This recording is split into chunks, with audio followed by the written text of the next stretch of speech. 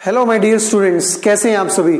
Dear students, आज हम इस वीडियो में एक्सरसाइज 1.6 के क्वेश्चन नंबर 7 और क्वेश्चन नंबर 8 को सोल्व करेंगे। And mind you, these questions are very very important as far as board exams is concern. तो ध्यान से देखिए, क्वेश्चन नंबर 7 क्या है हमारे पास। In a group of 65 people, 40 people like cricket and 10 people like both cricket and tennis.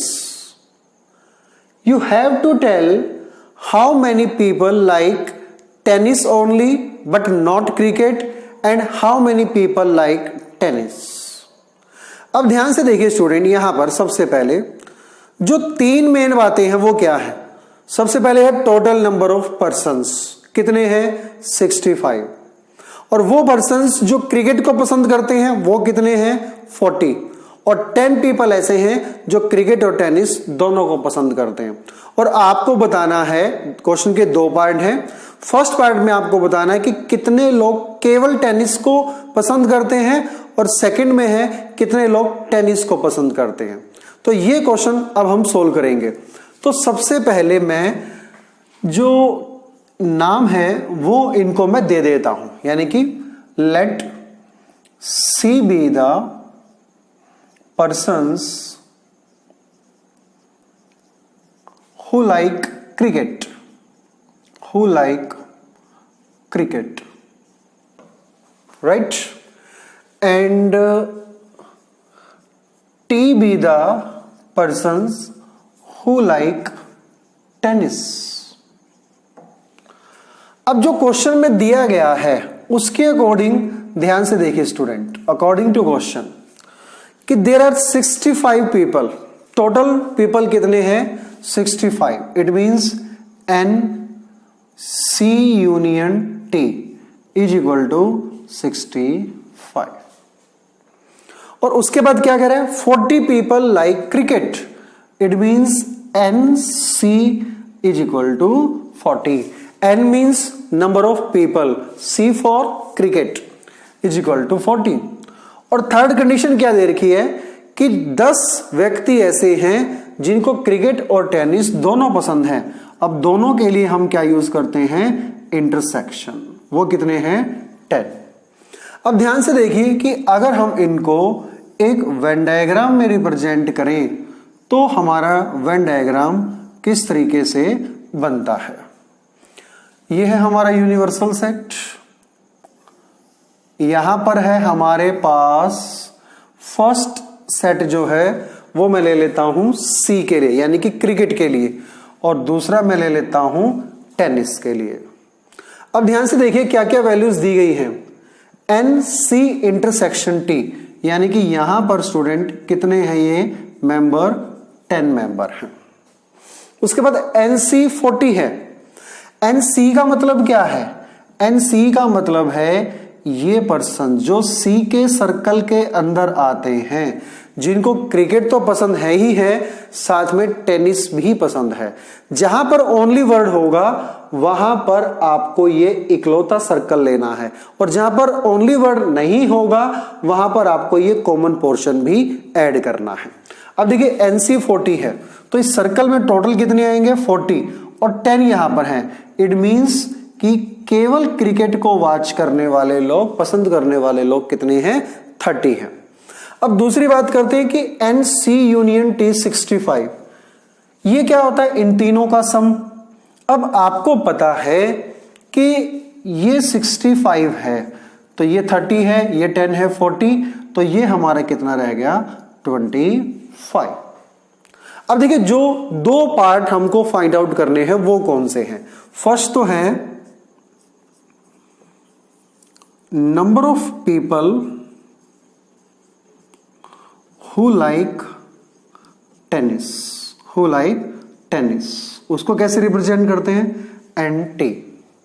अब n t को फाइंड आउट करने के लिए हमारे पास फॉर्मूला है N C union T is equal to N C plus N T minus N C intersection T. अब ध्यान से देखिए, वैल्यू पुट करिए, NC यूनियन T 65, NC कितना है 40, NT कितना है आपको फाइंड आउट करना है, माइनस इंटरसेक्शन कितना है 10। तो यहां से 65 इज इक्वल टू, इसको हम माइनस करते हैं तो 30 प्लस NT, और NT की वैल्यू कितनी आती है हमारी 35। NT की वैल्यू 35 का मतलब क्या है कि जो लोग टेनिस को पसंद करते हैं। अब हम क्या निकालेंगे, वो पर्सन्स की काउंटिंग जो केवल टेनिस को पसंद करते हैं, यानी कि number of persons who like tennis only, who like tennis only. अब टेनिस ओनली के लिए क्या फॉर्मूला होगा, NT माइनस C, ये वाला NT माइनस C फॉर्मूला क्या होगा, NT minus NC intersection T।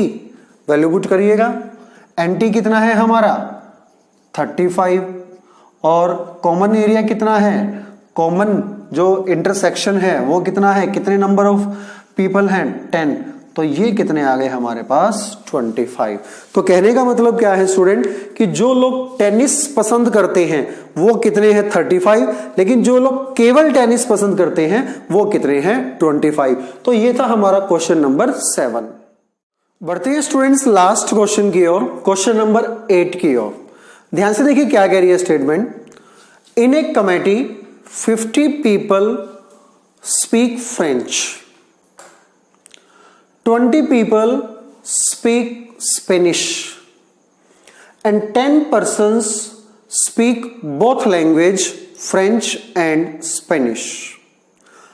You have to tell how many people are there who speak at least one of these two languages. आपको बताना है उन persons की counting जो कम से कम एक लैंग्वेज बोलते हैं। ओके स्टूडेंट्स, तो ध्यान से देखो, सबसे पहले मैं जो भी ये दो लैंग्वेज हैं उनको एक सेट का नाम दे देता हूं, फ्रेंच और स्पेनिश है, तो let F be the set of person या people, let F be the set of people who speak French, who speak French. Second, let S be the set of people who speak Spanish, who speak Spanish.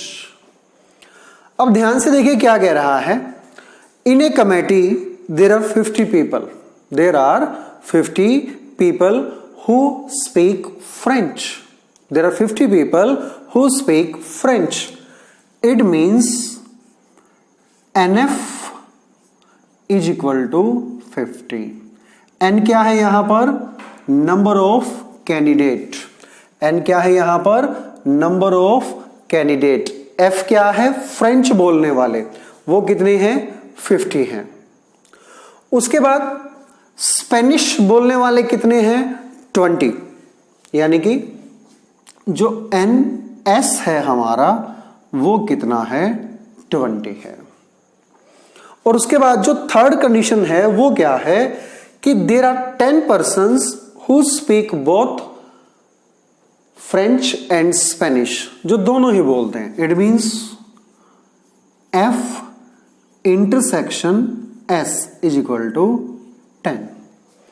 और आपको बताना है उन persons की counting जो at least one language बोलते ही बोलते हैं, मतलब N at least one language out of two, out of two languages, out of two languages, ये आपको बताना है। अब ध्यान से देखो स्टूडेंट्स, अगर हम इसका एक वेन डायग्राम ड्रा करते हैं तो किस तरीके से आप इसका वेन डायग्राम ड्रॉ करेंगे। सबसे पहले ये तो है हमारा यूनिवर्सल सेट, ये मान लीजिए हमारा है set of people who speak French, और ये है हमारा set of people who speak Spanish. अब फ्रेंच बोलने वाले कितने हैं 50, स्पेनिश बोलने वाले कितने हैं 20, और दोनों ही लैंग्वेज बोलने वाले कितने हैं 10। तो सबसे पहले 10 को हम यहां पर लिखते हैं। अब फ्रेंच बोलने वाले 50 हैं जिसमें से 10 कॉमन है, इट मींस यहां पर कितने पर्सन्स हैं 40 हैं। उसके बाद स्पेनिश बोलने वाले 20 हैं जबकि 10 कॉमन है, तो इट मींस यहां पर भी कितने पर्सन्स हैं 10 हैं। तो यहां पर 40 है, यहां पर 10 है, यहां पर 10 है। अगर हम इनके मीनिंग देखते हैं तो वो क्या है, इनके मीनिंग ये है कि जो 40 पर्सन्स हैं ये वो पर्सन्स हैं जो ओनली फ्रेंच बोलते हैं, 10 कौन से हैं जो दोनों बोलते हैं, और ये 10 कौन से हैं जो ओनली स्पेनिश बोलते हैं। अब क्वेश्चन में क्या पुट किया गया है, number of people who speak at least 1 languages out of 2 languages, जो कम से कम एक लैंग्वेज बोलते हैं। अब ध्यान से देखिए, जो कम से कम एक लैंग्वेज बोलते हैं। अब एक लैंग्वेज बोलने वाले कौन से हैं, अब कम से कम एक लैंग्वेज का मतलब क्या है, जो या तो एक लैंग्वेज बोले या दोनों बोले। यहां पे ध्यान से देखिए, या तो एक लैंग्वेज बोले फ्रेंच और स्पेनिश, यानी कि 40 और 10 तो ये हो गए, या फिर दोनों लैंग्वेज बोले, दोनों लैंग्वेज का मतलब क्या हो गया 10 हो गया। सिंपली अगर आप वेन डायग्राम से करना चाहो तो 40 + 10 आप इसको कर सकते हैं, लेकिन अगर आप इसको फॉर्मुलेशन से करना चाहें तो क्या फॉर्मूला होगा, ध्यान से देखिए, NF union S is equal to NF + NS - NF intersection S। तो ये वही पर्सन्स है जो कम से कम एक लैंग्वेज बोलेंगे। NF कितना है 50, NS कितना है 20, और ये इंटरसेक्शन कितना है 10। तो 50 + 20 कितना हो गया 70, और 70 - 10 कितना हो गया 60। तो कहने का मतलब क्या है कि 60 पर्सन्स हमारे पास ऐसे हैं जो कम से कम 2 लैंग्वेज में से एक लैंग्वेज तो बोलते ही बोलते हैं। ओके स्टूडेंट, अब ध्यान से देखिए, आपको क्वेश्चन आपका सोल्व हो गया है, ये क्या है हमारा आंसर है। ठीक है स्टूडेंट, अब देखिए इसका मतलब क्या है कि जो पर्सन्स एटलीस्ट 1 लैंग्वेज बोलते हैं उसका मतलब क्या है कि हमारा जो 2 सेट हैं, चाहे वो AB है या FS है, उनका जो यूनियन है वही क्या है हमारा आंसर है। ओके स्टूडेंट्स, तो ये था हमारा क्वेश्चन नंबर 8।